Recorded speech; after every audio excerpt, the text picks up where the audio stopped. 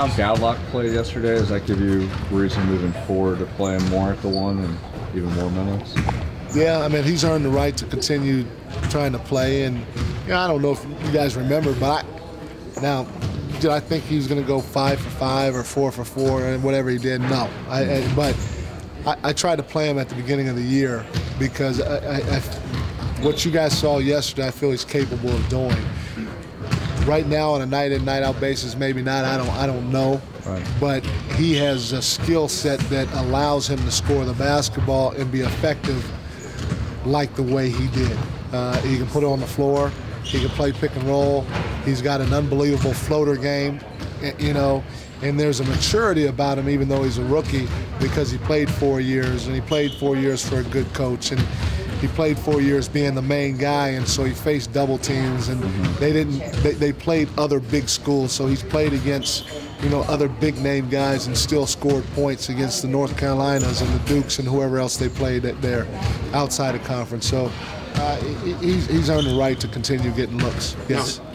He said he had never played at point guard until last night, including high school and college. I mean, what made you say, all right, let's give him a shot as Fisher's backup?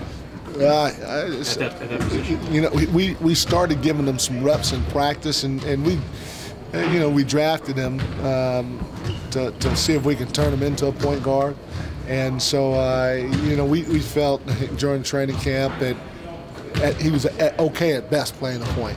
And so I figured, you know what, I have an opportunity, especially with Blake with that second unit.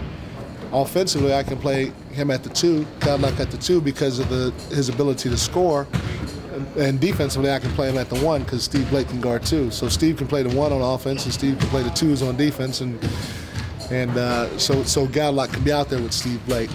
And then, Darius played well as a point guard. I just felt that, the shooting aspect, the scoring aspect, the ability to create for yourself first. And he's a good enough passer to where if he gets a decent look, teams are going to have to start honoring him. And so he's a smart enough guy and a good enough passer to turn that wide open look into a wide open look to somebody else because they got to close hard. If you think about Mo closing hard to him in the second half, that was a product of him making shots in the first half. It wasn't like he was a point guard and he made a Chris Paul play. He just shot the mess out the ball, and so it's like, oh my gosh, I got to get to him now, and so that hard closeout opened up a better look for him, which can in turn open up a better look for our teammates. So the last couple of days we felt that to try to get another shooter score out on the floor, let's give him an opportunity to play some backup point and kind of roll the dice. Now we didn't know how it would work out, but I thought between him and Kobe when Kobe was on the floor with him and Metta when Metta was on the floor with him, both those veteran guys did a nice job of talking to Goudelock and